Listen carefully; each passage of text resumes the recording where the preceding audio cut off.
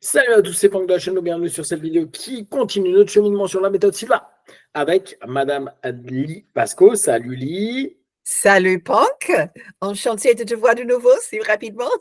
Yes. Alors, on va continuer un petit peu à parler de l'ouvrage de Robert Stone qui est sorti début d'année, que vous pouvez avoir en Kindle sur Amazon. Il est en anglais, mais comme on vous en parlait la dernière fois, vous pouvez le traduire au travers de votre tablette et ou de votre Android. Hein, ça, vous pouvez le faire sur des applications Kindle. Petit à petit, vous pouvez assez facilement lire maintenant les ouvrages qui sont dans d'autres langues. On continue donc, et je vous redonne le contexte, c'est une façon dont Robert avait de présenter la méthode Silva pour des personnes qui ne connaissent pas la méthode Silva, et dans cette idée de dépasser un petit peu ses limites, d'aller au-delà de ce qu'ils vivent au quotidien. Alors là, on est sur un moment où il va parler. On va déjà lire ça. Il revient sur le principe un peu plus scientifique de la méthode, ou en tout cas la volonté qu'avait José de rechercher à avoir des informations valides. Donc, il dit les psychologues utilisant des tests avant et après les élèves du lycée Allahan aux États-Unis ont montré un fort mouvement vers une force d'ego élevée, la maturité, la volonté de faire face à la réalité et à la sérénité. Alors, je vous rappelle, à un moment donné, la méthode Silva, ils ont tenté dans plusieurs écoles de proposer de la mettre en place pour les écoles pour justement aider les jeunes à développer des compétences. Comme il y a dans certaines universités et certaines écoles, même pour enfants, cette notion de méditation. Je crois même il y a eu à l'époque de la méditation transcendantale, il y avait des écoles qui avaient inclus l'AMT dedans. Donc l'idée, là, c'est pour remontrer un peu les feedbacks. Ces effets ont été durables car une étude de suivi a montré plus tard qu'une amélioration encore plus forte avait eu lieu. Un groupe d'adultes qui a suivi la formation Silva à Albuquerque, au Nouveau-Mexique, a montré des schémas avant la formation d'être tendus, frustrés, débordés. Après la formation, les mêmes adultes ont été testés à nouveau et mesurés détendus, tranquilles, non frustrés, posés. Alors, c'est toujours intéressant et complexe. C'est vrai qu'avec Lee, c'est des choses qui nous intéressent, d'avoir des feedbacks. C'est pour ça qu'on vous avait fait faire, on vous avait demandé de répondre à un petit questionnaire pour savoir si vous aviez des plus, si vous aviez apprécié, etc., etc. C'est vrai que c'est quelque chose qui est utile, je pense, là encore, si on est dans le côté fonctionnel de la méthode, de se dire, est-ce que la méthode, ne serait-ce que dans son corpus de base, pour des étudiants, pour des personnes qui vivent des moments difficiles dans leur vie, est-ce qu'il y a un vrai feedback positif? Ne serait-ce que se détendre, sans aller chercher les cas, juste se détendre. Et il y a quand même un feedback qui, pour la plupart du temps, nous, sur ce qu'on avait fait comme enquête, là, à l'époque, les enquêtes qu'il y a eu, et de façon générale, on sait maintenant que la méditation est quelque chose qui apporte une vraie qualité de déstresser, d'être plus disponible pour un ensemble de possibilités ou de problématiques du quotidien. Tu sais si, depuis la mort de José, si la méthode au niveau monde a tenté à nouveau de rentrer en contact avec des écoles pour reproposer ce qu'ils avaient fait à l'époque ou pas? Depuis le décès de José, je crois que non. Je sais que toujours dans les dernières années de sa vie, il y avait des tentatives. Euh, l'école où on a vraiment pu utiliser, c'était celui à Guam, Ouais. dans les îles Pacifiques. J'ai connu justement Naomi Curtis, qui était la sœur religieuse qui l'a tenté, mais et ça avait l'air de marcher super bien. Et puis, on a changé l'archevêque. Et lui, il dit, c'est quoi ce système? Oh là là, on ne veut pas ça dans nos écoles. Et c'était fini. Mais même, tu sais, même en France, j'avais une femme qui était directrice d'une école privée qui disait, écoute, moi, je peux l'introduire dans mon école. Mais c'était en 95 et c'était là où justement la fameuse liste de sectes était publiée. Ouais. Et tout d'un coup, évidemment, elle n'osait plus le sûr. faire parce que tous les parents seraient « Ah, qu'est-ce qu'on fait avec mes enfants ?» Bien sûr, bien sûr, Bon, bien sûr. oui, mais des États-Unis, j'ai pas les informations.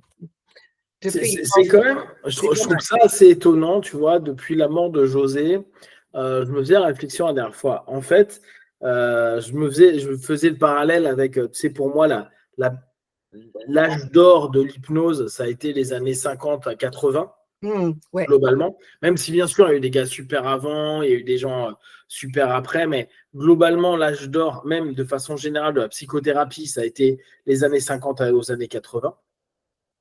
Et après, tu as l'impression qu'il y a un essoufflement. Tu sais, il y a une espèce de répétition des éléments, mais pas forcément une envie de plus progresser ou d'aller vers des nouvelles tendances. Encore que nous, en psychothérapie, on peut dire que ces dernières décennies, tu as plein de gens qui créent des systèmes, qui ont des nouvelles façons de penser, mais qui sont quand même assez associés à ce qu'on connaissait déjà. C'est on va dire, des évolutions de ce que les précédentes générations nous ont proposé, et les nouvelles générations mettent un petit peu leurs graines, leur créativité et tout.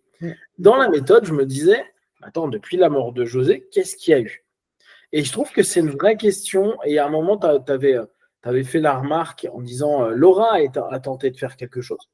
Laura était vraiment, on va dire, après la mort de José, celle qui a tenté de faire un peu bouger le système, mais là encore, depuis, c'est un statu quo.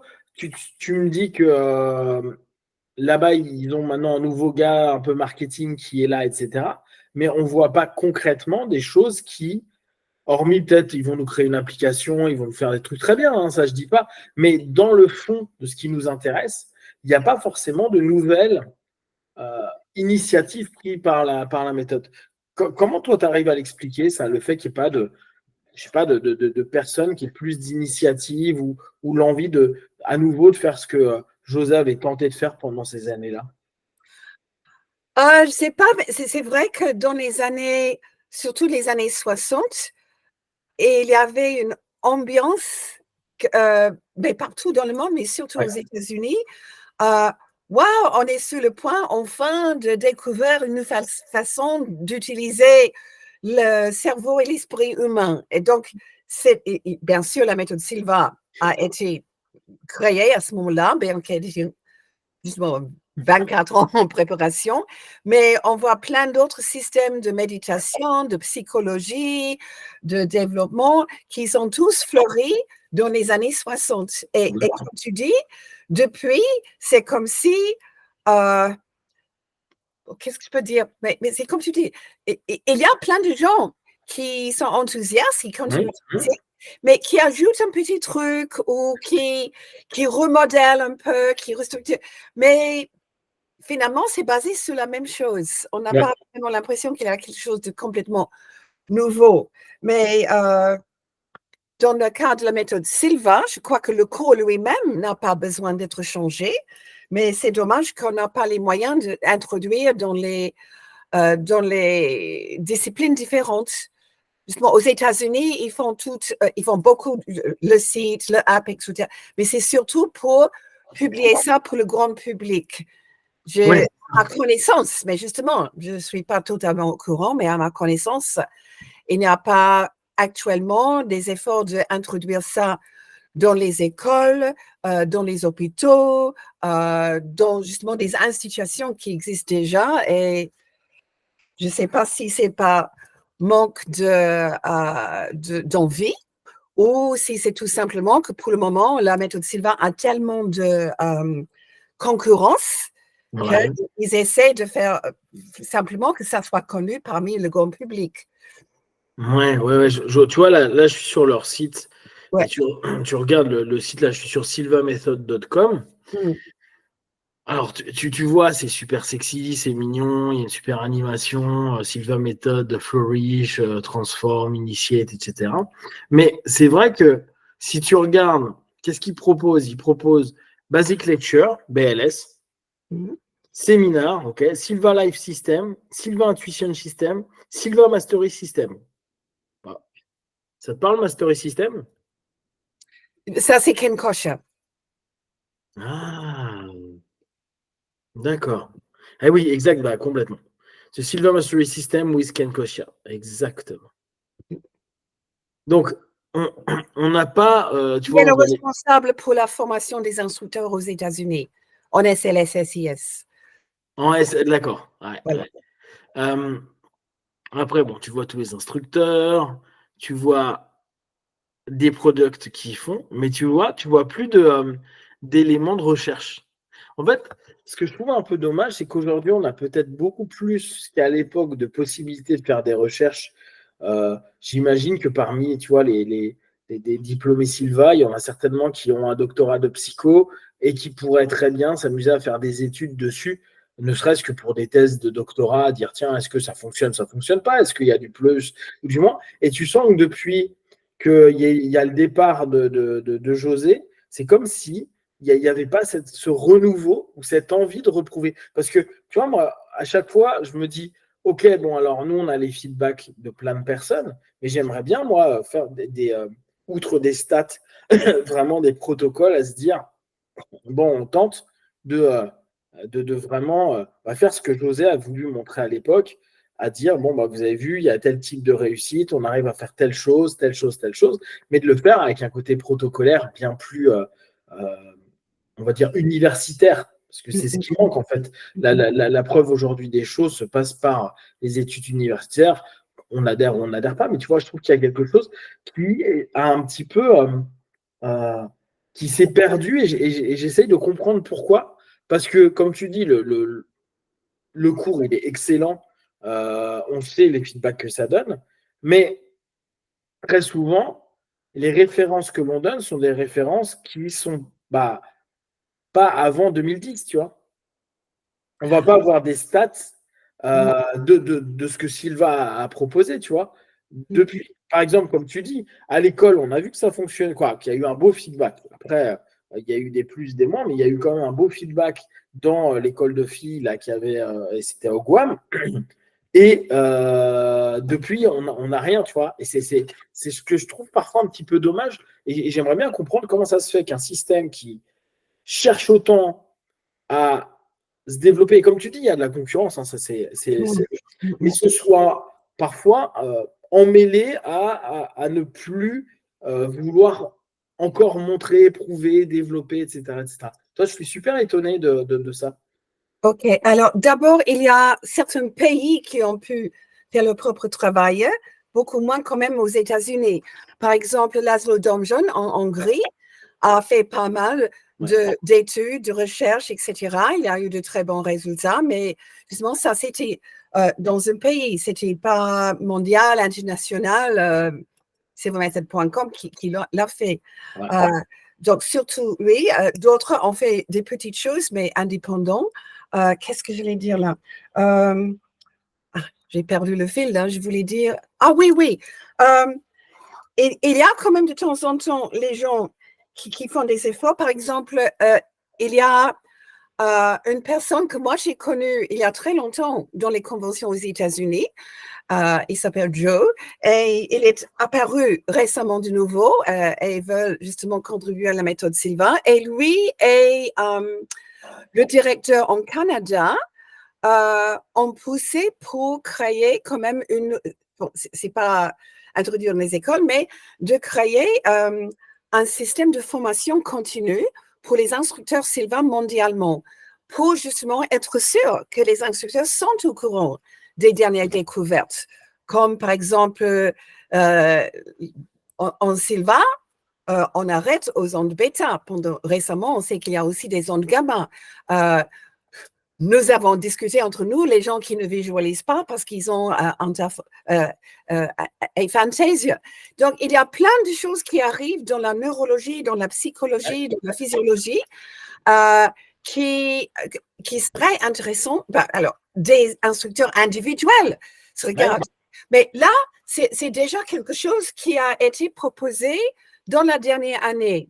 J'attends à voir les résultats, mais je trouve que ça, au moins, c'est comment dire, c'est une énergie, un intérêt à continuer à développer la méthode Silva dans le sens que le maintenir à jour pour que c'est pas quelque chose qui est considéré, oh non, non, c'est démodé, ce n'est plus, oui, etc.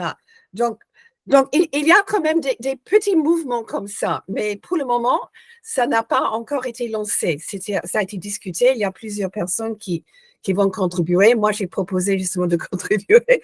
Voilà.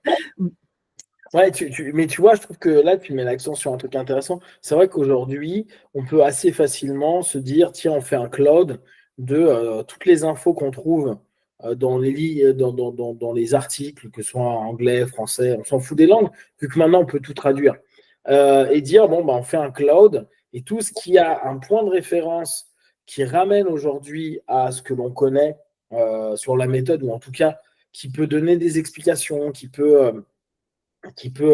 en euros, expliquer le pourquoi on fait ceci ou pourquoi cela, pourquoi il se passe tel ou tel élément, que ce soit en psycho ou autre. Je trouve que ça serait bien de pouvoir monter, même, tu vois, dans un premier temps, ne serait-ce qu'au niveau national, se dire, nous, au niveau France, vu que je pense qu'on lit tous beaucoup d'articles de psycho et à côté, après, moi, neuro, j'ai pas le niveau, très sincèrement, je lis des trucs, elle comprend la moitié parce que j'ai strictement pas la compétence, mais il y a des choses où tu dis tiens, c'est intéressant, ça semble correspondre. Après, il faut demander à un expert pour voir si on n'est pas en train de se biaiser, mais faire une espèce de gros cloud national, dire bon voilà, on a le cloud France de la méthode où où dès qu'on est en contact avec un article qui correspond, et tu vois, il faudrait faire du genre on met l'article et on dit à quelle partie du cours on a l'impression que ça fait référence pour que comme ça, il y a un instructeur ou d'ailleurs même juste un diplômé, toute personne qui est passionnée par la méthode qui voit ça. Et après, on peut s'interroger, se questionner, peut-être demander à des experts de discipline de bien voir si le lien est bon et petit à petit commencer à avoir une base de données plus 21e siècle en mode on a des infos de maintenant et pas des infos des années 70. Tu vois, là, juste après, il nous parle de Dessau. Dessau, il est génial, mais Dessau, ça fait quand même un paquet de temps qu'il n'est plus vraiment vivant. Donc, c'est un peu dommage. Il y a des gens qui ont continué les travaux, qui ont continué les réflexions. Et je trouve qu'on a tout à apporter à la méthode. On peut vraiment permettre de développer, comme tu dis, le cours. Il n'est pas touchable parce que c'est la structure même de la composante de la méthode. Donc ça, mais tout ce qu'il y a autour qui peut nourrir, qui peut réinterroger, qui peut, tu vois, on pourrait se faire très bien dans le cloud, se dire, OK, tous les trucs qu'on a sur les ondes cérébrales en gamma, bon, on tente d'avoir une espèce d'élément pour bien structurer une réflexion, une idée, etc.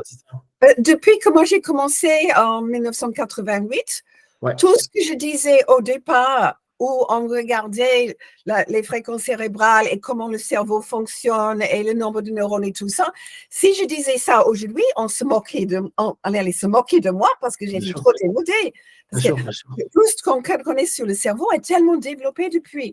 Alors là, je trouve ça, c'est quelque chose qui est tout à fait faisable parce que commencer des recherches scientifiques, franchement, mais comme tu dis, toute personne qui trouve un article qui est quand même, justement, qui est basé sur, quand même, pas les articles de n'importe qui dit moi je crois ici, mais vraiment des articles scientifiques, les recherches, ça serait chouette de pouvoir les mettre comme je dis, dans un cloud pour qu'on pourrait justement s'informer et garder nos infos à jour pour aujourd'hui. Oui. Exactement.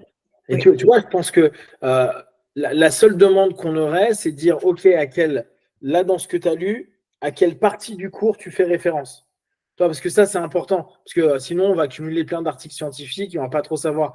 Et au fur et à mesure, c'est à nous, en gérant le cloud, de dire, OK, bon, voilà, sur le 101, on a ça.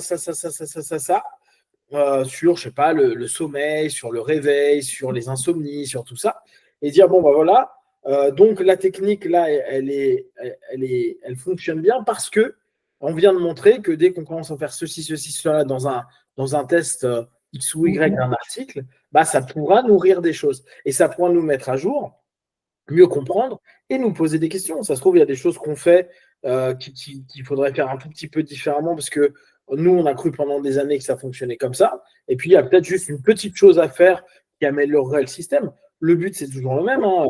José, c'était le premier à chercher des solutions et à vouloir le plus de réussite possible. Donc, s'il y a un tout petit élément à changer à un moment donné, je ne sais pas, ta visualisation, tu dois la faire en imaginant à gauche plutôt qu'à droite, je dis n'importe quoi. Bon, bah, tu fais ça, et s'il y a plus de performance, autant en profiter. Et je pense que ça peut être que intéressant pour nous, dans le sens où j'ai moi, de temps à autre, bah, c'est peut-être à force de lire les bouquins, mais tu vois, ce bouquin, il est 2024. Mais en lisant ce bouquin-là, je me dis, ouais, mais tous les points de... Et ce qui est normal, hein, Robert, il est parti en 99.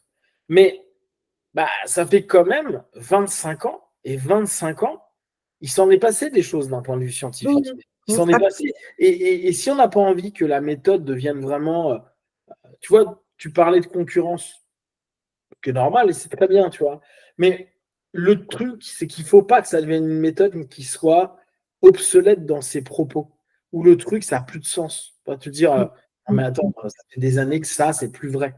Alors, on sait qu'il y a des éléments que. En plus, c'est bien parce que tu as vraiment, en France, tu as, un gros courant sceptique qui est là. Donc, qui disent. Aujourd'hui, on parle beaucoup de debunk en France. On réutilise beaucoup cette notion debunk. En gros, c'est railler, tu vois, c'est se moquer un petit peu des fausses informations, l'idée du debunk. Sauf que ça, c'est la traduction française, ça serait ça. Mais la réalité, c'est en gros remettre en question des éléments qu'on pense être vrais, alors qu'en fait, c'est pas du tout vrai. Mais l'habitude ou la connaissance commune, tout le monde dit c'est normal. Si tu manges ceci, il se passera cela. Ben, en fait, pas du tout. Mais ça fait des années que tout le monde répète la même chose et en fait, on déstructure ces informations-là pour tenter de redonner quelque chose de plus juste. Et ce que je pense qui serait hyper dommageable pour la méthode, c'est à un moment ou à un autre d'arriver dans une espèce de vieillerie où toutes nos références, elles datent des années 70, alors que bah, on est en 2020, quoi, tu vois, en 2024. Et je pense que là, on a vraiment un boulot en commun. Après, les pays le font pas. Chacun, quoi, comme tu me faisais la remarque la dernière fois, hein, l'Europe est certainement bien plus active que les États-Unis sur les idées, les initiatives, etc., etc. Et ben, faisons en France ce qu'on peut déjà. Et si après, nos feedbacks peuvent nourrir les anglo-saxons, les Hongrois, etc., bah, autant le faire. Mais comme on a pu voir la dernière fois avec le questionnaire, bah, on a vu que à partir du moment où on avait un truc qui commençait à prendre forme, c'est devenu compliqué. Et tu m'avais dit, mais c'est normal, c'est les process, c'est compliqué. Donc, autant le faire, nous, à notre niveau. Et je pense qu'on a on a une belle communauté. On a pas mal de personnes qui sont intéressées par le système, qui aiment ce système. Moi, à la limite, tu sais, je peux juste ouvrir un petit sur un de mes drives. J'ouvre un dossier, je mets méthode Silva, information, je ne sais pas comment on va se débrouiller. Et je crée des fichiers type 101 et puis tu sais, je mets sommeil, je mets réveil, je mets plein d'éléments et comme ça les gens dès qu'ils ont un élément qui correspond, ils le mettent dans celui qui correspond le plus et comme ça on a déjà un système où on a des titres, des sous-titres. Une arborescence, exactement. Exactement. Okay, oui. Toi, ça, je pourrais le faire. Je pense que ça prend 10 minutes. Je reprends une arborescence. Je reprends notre livre de cours. Je prends une arborescence à peu près correcte. Tu me valides. Et puis, une fois qu'on a ça, tu proposes l'info à ceux qui ont envie de et qui ont le temps. Et comme je dis, il ne faut pas que les gens aillent chercher pour chercher. C'est quand tu tombes dessus sur un article, sur un truc, ils prennent une photo de leur téléphone, hop, ils l'envoient directement dans la box. Nous, ça nous fait de l'info et on peut lire l'article et on peut voir si c'est intéressant, etc. Comme tu dis, après, il y aura peut-être des articles qui sont moins pertinents parce que pas des études sérieuses. Sérieux, c'est toujours compliqué, mais. Non, j'allais dire, d'abord, je suis j'ai beaucoup l'idée, mais il faut faire attention que pas tout le monde a accès et peut mettre n'importe quoi dessus. Parce qu'on voit ça tellement de fois sur l'Internet, une discussion assez sérieuse commence et puis quelqu'un arrive et après un moment, ça devient une Ouais, mais là, il discussion. n'y aura pas de discussion, ça sera juste un Non, close, tu vois. mais est-ce il va faire attention quand même que c'est pas ouvert, que tout le monde peut mettre n'importe quel article, parce que quand on voit certaines qualités d'articles qui sont totalement débiles, ça risque justement Ouais, mais de... ça, à la limite, c'est pas grave. Parce que, tu vois, à la limite, je pense pas qu'il y aura 10 000 articles, hein, faut pas se leurrer non plus. Non, Et non. je pars Mais il du va... postulat que les gens qui vont en mettre, c'est parce qu'ils ont envie, qu'ils estiment que c'est intéressant. Et ils peuvent très bien s'être gourés, tu vois. Ils balancent un truc, on lit l'article, on se dit c'est pas hyper pertinent. Moi, à la limite, je crée un sous-ensemble où je mets article non pertinent. Je les garde pour pas les jeter, mais je les enlève du 1, 2, 3, 4, tu vois, du 101, 202, etc., etc. Je les enlève des articles majeurs parce que c'est pas pertinent pour l'élément. Soit parce que, bah, je sais pas, c'est un article qui est d'une revue obscure et où on peut pas faire confiance. Sachant que les articles scientifiques, il n'y en a pas tant que ça de pertinent. On l'a souvent avec les points de référence. En général, on n'a que les abstracts. Après, il faut vraiment faire une recherche si on a envie d'avoir. On peut les avoir hein, gratuitement, mais bon, tu dois Oui, un peu te débrouiller, tu vois. justement, Donc, oui, il y a des déjà, si on a articles. des abstracts ou autre, ça peut être sympa, tu vois. OK. Donc, ton idée, c'est que tu laisses n'importe qui mettre Ouais. l'article dessus, mais toi, tu Et vas c'est moi garder qui. dessus. Exactement. Oui, Ouais. oui. Je le Justement, dis, moi, hein, voilà, je connais trop le. Au départ, peut-être que les gens au départ sont un peu pourraient avoir l'envie, donc il y en a plein au début, mais tu sais qu'au bout d'un mois ou deux, ça se calme. Il y a que certains qui vont commencer à donner des trucs de qualité la plupart du temps. Ça, c'est pas un problème. oui, oui. Tu sais que j'ai été invitée à être keynote speaker pour une journée, c'est tout, hein, on commence doucement, Convention Silva en Angleterre. Ouais. Et en fait, j'ai proposé 2 sujets. Et un sujet, c'était justement à quel point est-ce que la méthode Silva est vraiment la science d'aujourd'hui, de demain, aujourd'hui. Ouais, Et ouais. j'allais parler justement du fait, est-ce que depuis, en fait, c'est pas 50 ans, c'est depuis que José a commencé, est-ce que depuis, la méthode Silva est devenue démodée? Et je voulais montrer en fait que la méthode elle-même, pas du tout. C'est souvent la façon dont on l'explique, si Ouais. on n'a pas les dernières actualités, mais pour José lui-même, a fait un cours qui, franchement, on n'a pas du tout besoin de changer pour le mettre à jour. Simplement la façon qu'on explique ou on connecte avec d'autres sciences. Donc, et ça, c'est un des sujets que j'ai proposé. Je ne sais pas encore si je vais le faire, mais justement, ça montre que c'est tout à fait possible de... parce que les gens qui viennent au cours aujourd'hui, ils ont accès à beaucoup plus d'informations Complètement. au départ. Donc, ils peuvent rapidement dire, ah, mais ça, c'est plus valable. Exactement. Si on cite justement des anciennes recherches qui sont déprouvées depuis. Ouais, ouais, tout à fait. Non, je pense qu'il y a vraiment quelque chose d'intéressant à faire. Après, c'est à tout à chacun, les instructeurs, bah, principalement les instructeurs, mais bien sûr les diplômés qui peuvent vraiment aider pour faire développer. Parce que sinon, je te dis, hein, si on commence à lancer des infos qui ont 50 ans et qui n'ont plus de sens, la méthode automatiquement est décrédibilisée.